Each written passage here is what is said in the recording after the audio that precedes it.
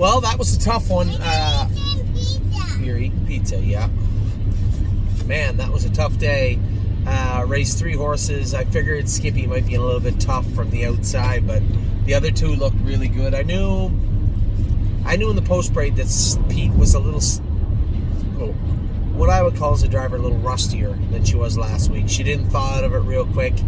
When she goes on the track, she kind of plots along. Then she'll pick up speed, and then you thaw her out a little bit, and she's fine. She didn't thaw out the greatest day. I knew going into the first turn she was rough a little bit, coming out of the first turn, and I was hoping that as we went along, she'd thaw out and then finish off her mile, and then we could discuss, what I saw in the post-race. I didn't get to that. We come out of the turn this exact, very similar type of race that the start at the Meadows was, right? Very similar. The way she didn't look comfortable, she looked like she was done.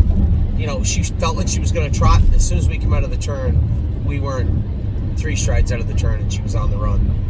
And, I talked to Jason after. The track was bad today. There was a lot of breakers. You saw the Purple Aura, who never runs. We'll talk about her in a minute, but she never runs.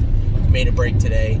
And a number of other horses did too. And I had talked to I guess he's the assistant race secretary.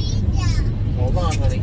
I talked to the assistant race secretary after, I think the young man, and I said, I'm a Canadian. I get what I say really doesn't hold a lot of water, but I think if you did a straw poll, hey, you shush. I think if you did a straw poll right now in the paddock, you'd find that a lot of people weren't very happy with the way the track was.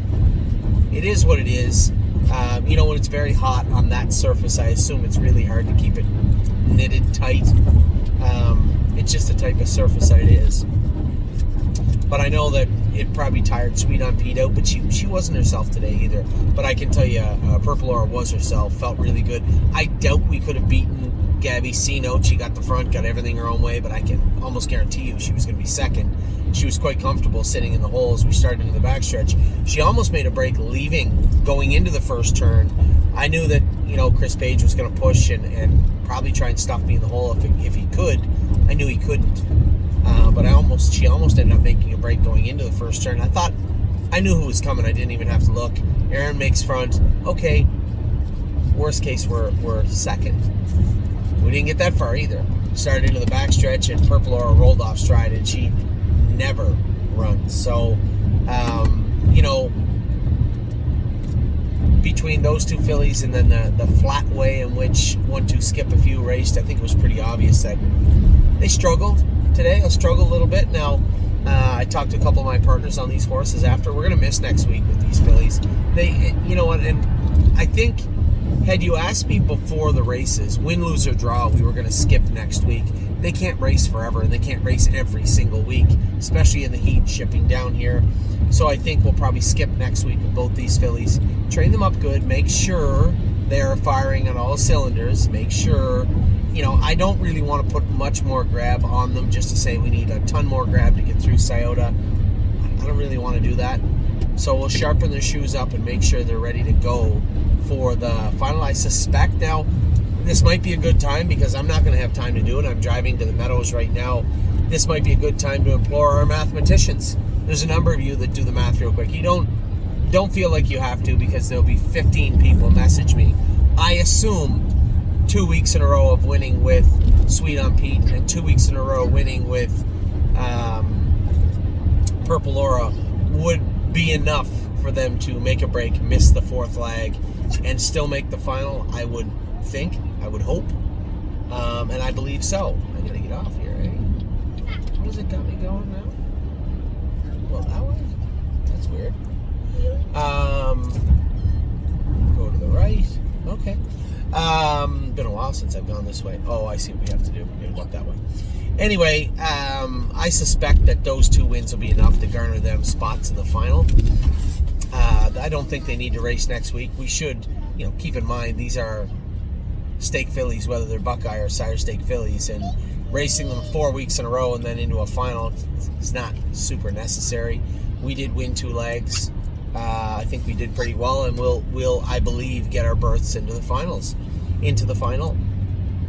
I suspect Josh Sutton can drive Purple Aura, and I'll drive Sweet on Pete. But overall, kind of a crappy day. We had to scratch the landing pad at a Mohawk.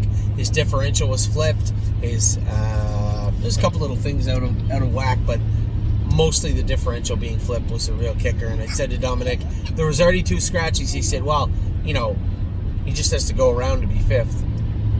Yeah, but we're not going around to be 5th. We're not going around saying, we'll just go race him and pick up our 5th place check for $750 and then come home. No. So we did the right thing by landing pad and scratched him. And then I guess going back a little bit to 1-2 skip a few. I just don't think she's I don't think she is a Buckeye filly right now. So we're gonna have to race her, regardless of what she's doing or how she's doing it. She's still a nice filly, but at the same token, we are going to race her where she can do. I think she can go back in the non-winners of 2 all the way up to non-winners of 4 if we put her in for the tag at 15, which means her claiming price is $26,000. I think that's probably, Jason had asked me about that a couple of weeks ago, and immediately I went on the defensive and said, no, I'm not putting her in there. But after racing her today, and then knowing that these other 2 fillies, she's not as good as Sweet on Pete and Purple Aura. She just isn't. And they're Buckeye horses right now for the most part. I think you can make an argument for either of them to slide up into the sire stakes at any point, but for the most part, they're both Buckeye fillies and have been. So if they're better than 1-2 skip a few and they're only Buckeye horses, where does that leave Skippy? So it certainly doesn't mean that there's anything wrong with Skippy, but there will be something wrong when we keep racing her in over her head. Gonna get her back in where she can do some damage this week and put her in that condition claiming class at Northfield Park. Makes the most sense to me. I suspect it does to you also. There's certainly no digs, and I haven't lost an ounce of respect for 1-2 skip a few. Just go out and do the best you can do. That's all we can ask anybody to do. So we're left with Globetrotting, Look at That Cat, and who's the other one? Look at That Cat. It was just on the tip of the tongue. What was the last one? Stay Close. Those horses are racing tonight, but just a bad night. I might have snapped my glasses into 100,000 pieces after the race, and those brand new gloves I bought may never be used again. So, not a superstitious person, but that was some bad luck. So with that, I'll let you guys go. And listen, we've been on a good run. We're going to have days like this, and the only way to erase a day like this is hopefully have a good day on a day like tomorrow. So it is what it is. It's over and done with now. And as I say to all of you, and I have to say to myself quietly sometimes too, you got to know when to turn the page. Races are over. So I'll talk to you all soon. It is a nice day, if nothing else, here in Ohio, heading into Pennsylvania. Big day tomorrow for the stable. Let's see if we can erase what just took place and throw up some good numbers tomorrow. Take care, everybody.